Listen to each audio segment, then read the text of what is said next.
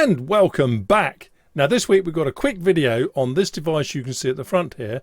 This is in fact a water level detector, and for those of you with long memories you'll know that I tried to do a rain detector many months ago, probably a year or so ago, using a prism and some kind of LED sort of laser thing, which didn't end well because it just wasn't reliable enough, frankly. So a kind viewer has told me that this device was available on eBay and Banggood and places like that, and he said, hey, this might work better, you know. Well, as it happens, this device wouldn't work as a rain sensor because the surface area, as you can see here, is just not big enough. You could probably create an array of them though, you know. You could probably have, I don't know, say 10 of them, you know, scattered about on a board or something, then it might work. But a single one like this, probably not. However, as a water level detector, this is really nice, and we'll go through this in some detail. Ideal for beginners again, because you know the actual code that you can see, it's running on an Arduino Uno here, but it'll run on anything, even an 8085, tiny 85 that is. It's simple but so useful, and also for those of you with longer memories who are sort of keeping track of all the videos I'm doing, I've got some project updates for you. I've had a week off, so hence there's a bit of a gap, but before we do any of that, let's have a word from our lovely sponsors who make this video possible in the first place. I want to give a shout out to PCB Way, PCB Prototype the easy way. Just enter the dimensions of your PCB, choose the number of PCBs you want and the layers, and hit the quote now button. Here you have options to select just about anything you'd ever want on a PCB. I tend to leave mine on the defaults because it's the quickest shipping option, with green solder mask and white silkscreen. As an example, here's a board that I had made a couple of weeks back. This is a panelised board, but it worked absolutely wonderfully. Here it is when I've partially made up one of the boards. So simple and a high quality PCB. If you don't fancy making it yourself, you can also go for their assembly process. For the assembly service, you can get 20 pieces for just $30, and you get free shipping thrown in as well. Why don't you have a look at their website and try them out now? Okay, and we'll be talking a little bit more about PCBs right at the end of the video when I do some quick updates for you. But let's get a move on then and sort this one out. Now, this water level detector, if I just take it off the clamp here, you'll see it probably a little bit better. Right, so there we are. You can see it's a screw mount. So this white screw goes on the inside, you know, through the cable. So you could put this on a tank or something, you know, water butt, tank, something like that. With this bit here, the pointy bit, if you like, inside the tank, because this can detect water from just about any angle, whether it's, you know, horizontal like that, vertical like that, so the pointy bit goes into the water first, or like that, so that the water level comes up this thing and then goes onto there, or indeed at 45 degrees, something like that. It will also detect it, and I'll show you how we do that in just a sec. Where did I get this from? Well, I actually got this from Banggood because I wanted it a bit quicker than the viewer who sent me the link to eBay. Let me just show you that, and we'll move on from there. Right, so this is the link to Banggood now, and as you can see, it's not expensive. $3.92, which I think works out as £3.09 if I recall. So it's not expensive to play about with, and it has got some decent pictures on there. There we go. Look, there's the orientation that I was talking about. So you can have it coming from underneath, if you like, or on the side, an angle, or from the top. Now, as it happens, I have a water level detector in my central heating expansion tank up in the attic, and it doesn't look like this, and I wish it would now. What I've actually got is something that looks like this, and as you can see, this is something that moves. Now this gets screwed into the side of the tank just the same. There's the screw and the rubber washer and all the rest of it, and that squidges up nice and tight and stops any leaks.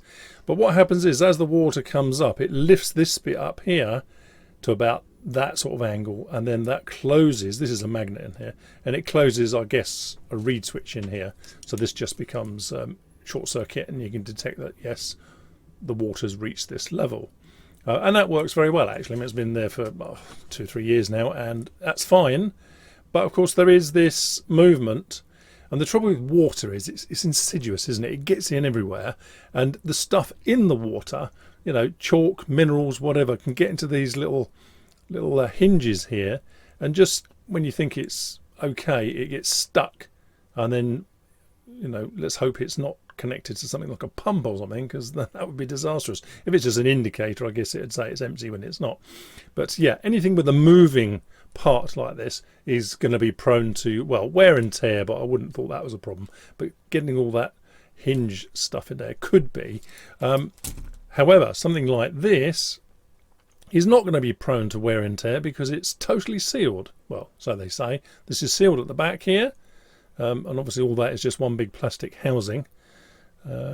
Yeah, so I'd have liked this better, actually. Now, although they say this is hermetically sealed on the bottom, I'm sure it is. I've got no reason to doubt it, really.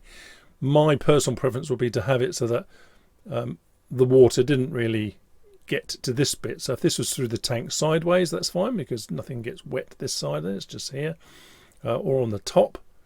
What I wouldn't want to do is put this inside the tank so that this bit gets wet here. Okay, let's have a quick demo then of how this works. Right, so what I've got is a little caster cup here with a little bit of water in it, just to show you how it works. This is now being held upside down for no reason other than gravity wouldn't let me show you any other way to use it. So if I bring this water up towards the pointy bit of this, right, so a little prism.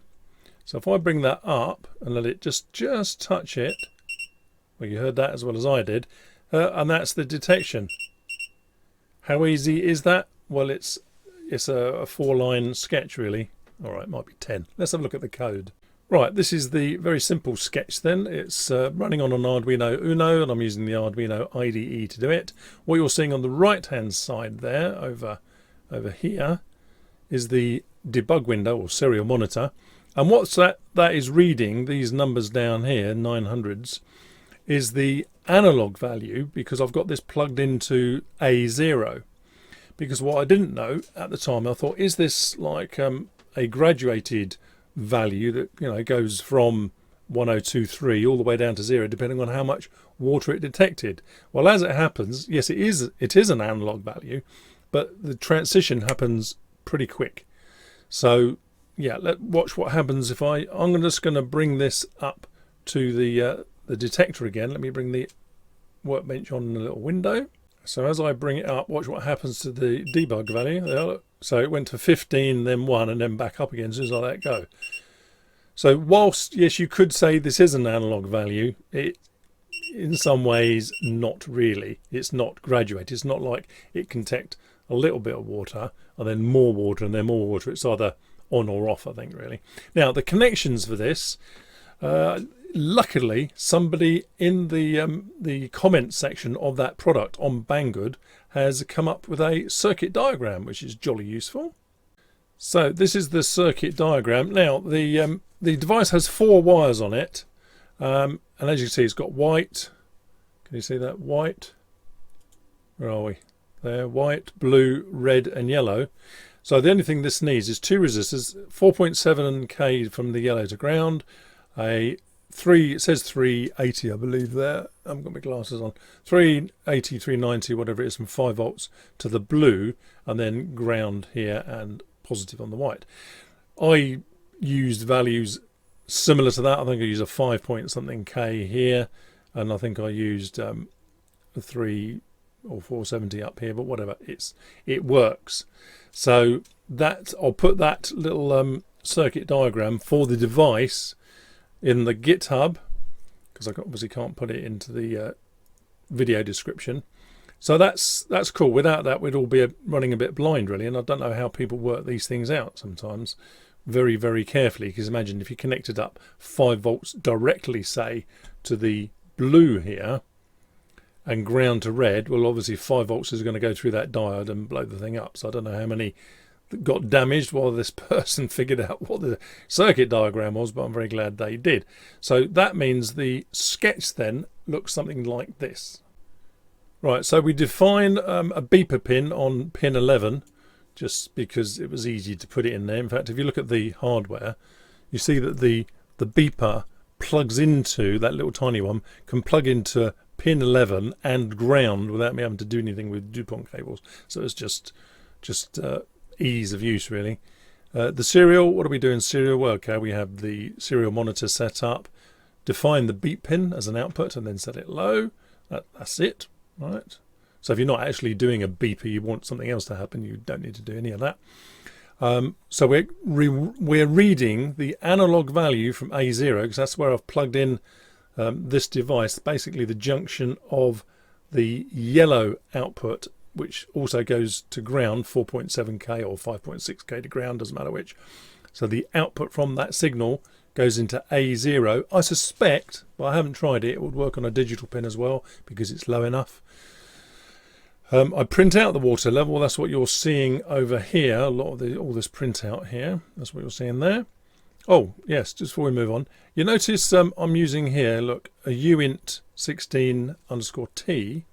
Now this is the C++ way of doing it, okay, rather than the Arduino way of doing it. Arduino, what we'd put in there is unsigned int.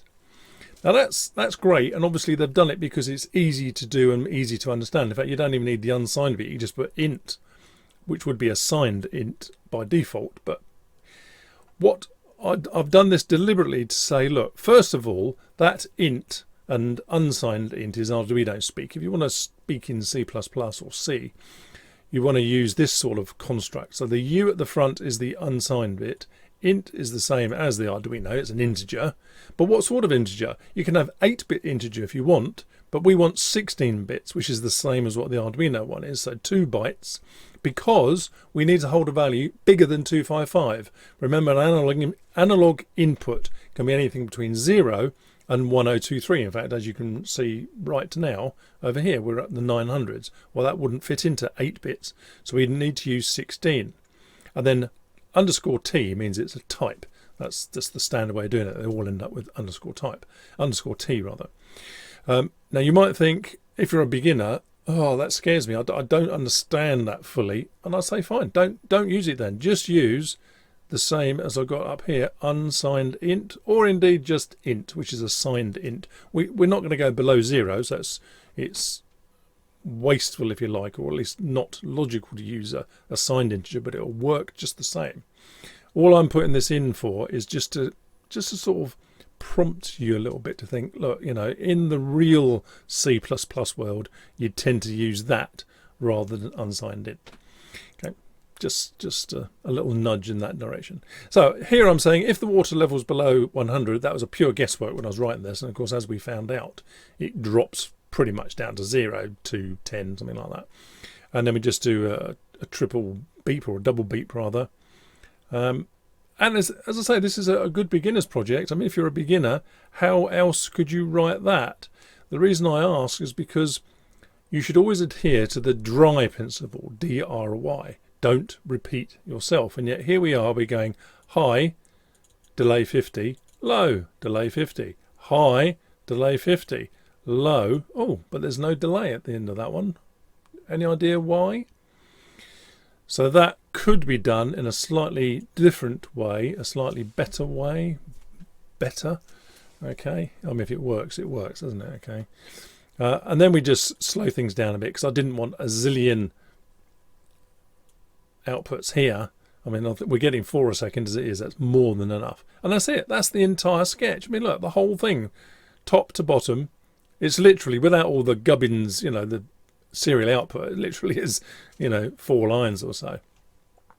So this would be great to stick into, as I say, a water butt, a water tank in your attic if you still have tanks in your attic, fish pond, anywhere we need to monitor liquid. And the good thing about it is, if we go back to the demo for a sec, when we raise this up, so therefore the pointy bit gets wet, but as I say, it does work at an angle, you know, look like that.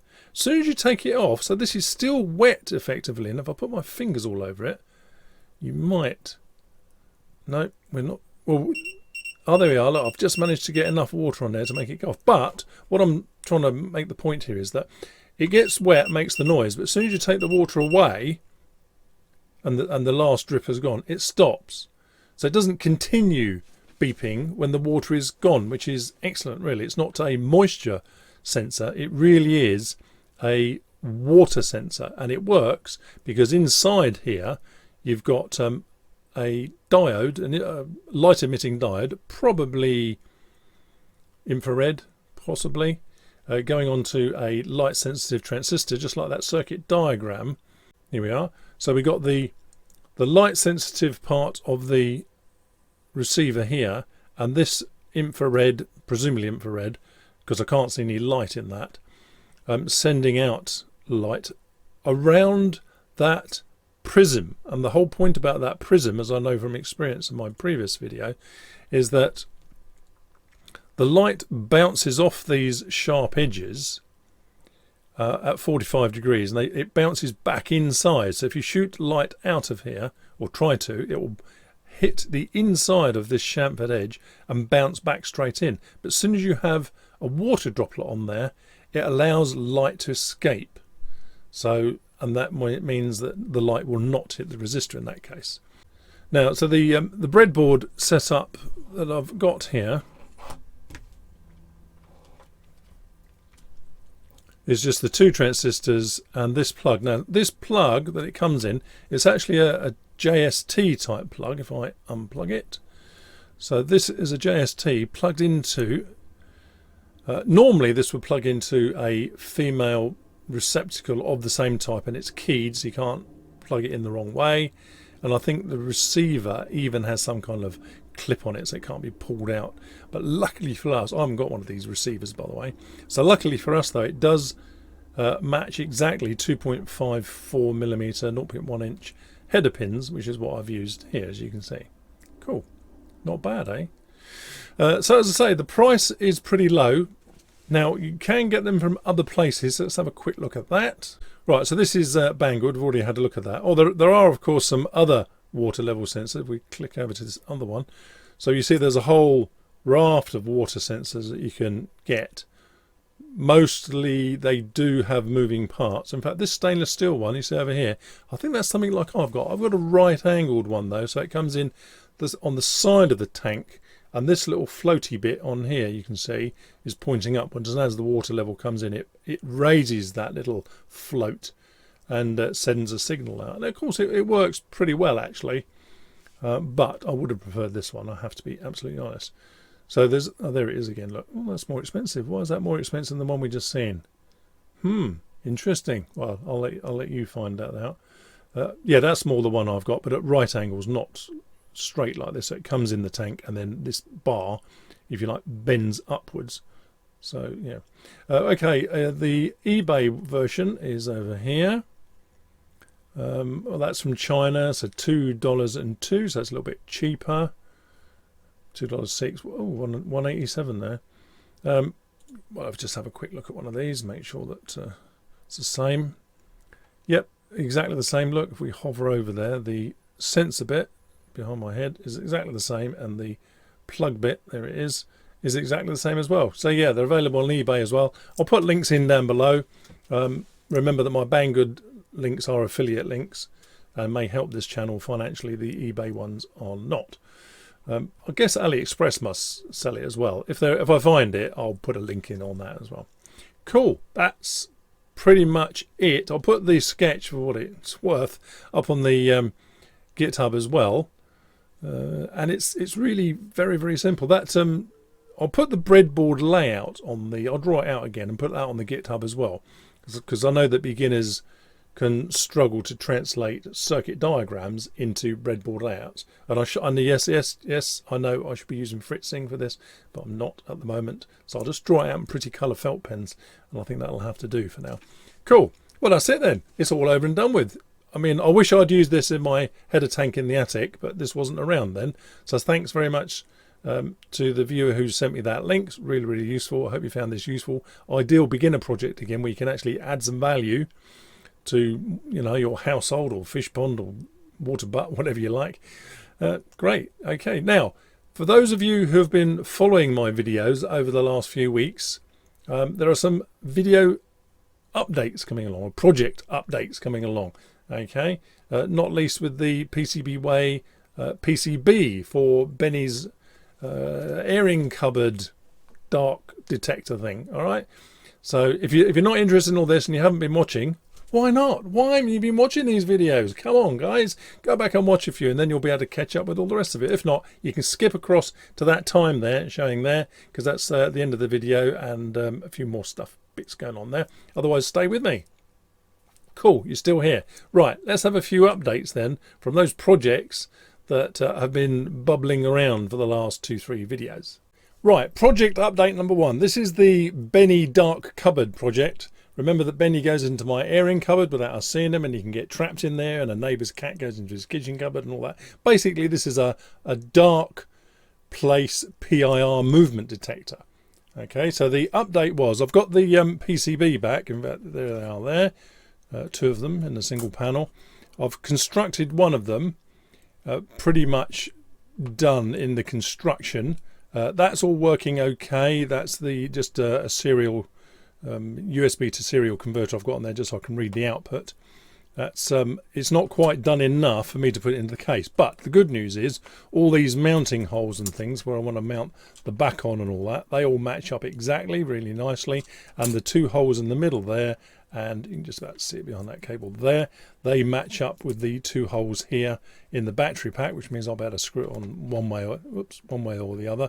So that all seems to be okay, but I literally scrabbled this together on the morning that I was flying out to Germany, so I've not really got any further with that, but I thought I'd give you the update.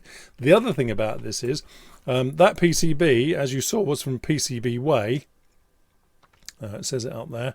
That's my logo, by the way, not theirs. And I thought I'd try out some panelization. Never have tried it out before, and not quite understanding how it was going to work. I thought they'd just be able to sort of score it down the middle, but of course they go, well, hang on, what about the top bit? Because it's not exactly 100. I had to learn all about edge rails, which is what that bit at the top is, and that snaps off just the same. And I'll talk about that a little bit more when I get the project finally working. However, the whole point was to try and get both panels into 100mm square, which this would fit definitely, and therefore save a bit of money. But as it happened, it didn't save any money at all. Okay, yes, I know this is a sponsored PCB, so I don't actually have to spend any money, but I certainly wouldn't do it this way. Again, I'd actually make my own panelization up using KiCad or something else like that. But at least I did manage to get 2 PCBs in one panel, but I'm not sure it really had any advantage. Okay, that's the end of project update number 1, and I'll give a full demo of this when it's complete. Right, project update number 2. Do you remember the last time I said I wanted to make myself a universal timer, and this was sort of the general outline of the PCB that I made with, you know, dip switches, SMT resistors, SMT chips and whatnot, because well, I fancied a bit of SMT assembly, and yeah, a lot of comments back, and basically the flavor was, if you're going to use a 328 PB, which is the only thing that was available to me at the time, then bring out all these extra pins somewhere on the outside so that we can use them, because after all this, the PB version of the ATmega 328 gives you an extra I2C, an extra SPI bus, an extra UART, and a couple of more, well, actually 4 extra pins, 6 if you're not using the external crystal. So whilst I was in Germany, I was thinking, what is it I'm actually trying to achieve here? I'm using the PB version in the middle because I thought it was just a bit the same as a 328P really. But this project is all about me and my toothbrush timer, turning it into a universal timer.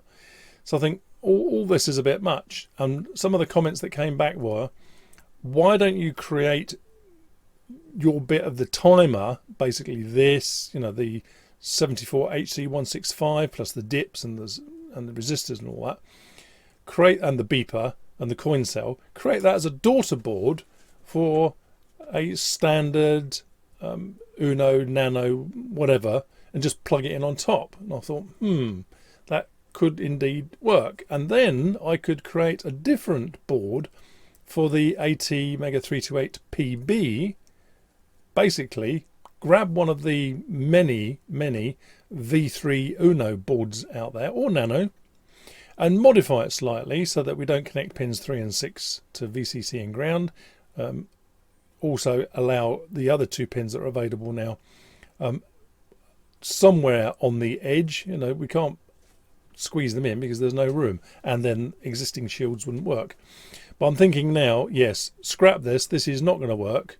Create my device as a daughter, and if I really want to, create the PB board as a sort of a Arduino Uno version 4, so we can experiment properly with all that stuff. Now, to speed things up on that, I found somebody that already has a PB, as you can see there, Pololu 328 PB micro, 5 volt, 16 megahertz. They do various speeds and voltages, so you can get an 8 megahertz, 3.3 volt, and a 20 megahertz even, although then your timings are all going to be off. And this is the size of the board, and as you can see, it's pretty tiny, isn't it? So I thought, well, I'm going to try this out, because it's not just the fact this is running on a PB, because the standard Arduino does not understand about the PB version of the 328. You can write your code for the P and it will run on here 100%. But what the Arduino IDE doesn't understand, of course, is about the extra serial, serial 1, or I2C1. It goes, what is that? I have no idea what that is, because the standard Uno, of course, does not have it. However, we do have the answer. Now, there are 2 potential answers. One is that Pololu have their own sort of boards and programmer type files to support this, so you can use it all. And then, of course, there's Minicore. That's the wiring reference. That's not so important, but this is Minicore, which is I do intend to do a video on, because that does support all the microcontrollers, not just the PB, the P, all the AT type microcontrollers, not just the 328, not just the 85. So there's a whole raft of stuff I want to do on that, because this looks very well thought out, and it really is something worth considering, especially if we are going to use a 328 PB in anything, and that does seem to have a lot of functionality. Funnily enough, it's quite similar in some respects to the Logic Green processor we looked at a few videos back there. That one there, look, Logic Green video. It seems to have just about all those facilities, more or less. Not quite the same, so I'm not saying it's a clone of that particular chip, but certainly that must have been part of the design considerations. So that's a little bit further into the future, because obviously I've got to, well, first of all, I want to make my beeper board and just plug it into a standard Nano and just get on with it running on the coin cell. But then I do want to experiment a bit more with this 328, because I think that would give extra life to the Uno stroke Nano. And I cannot think for the life of me why Arduino haven't gone down that route yet. They went off on some tangent with the Nano, didn't they? The BLE and the what else, various sensor type things. And the price has come down. The old price for the Nano is still the same, would you believe? Yeah, I know. But the price has come down of the Nanos now, but they've definitely moved away from the Atmel type chips.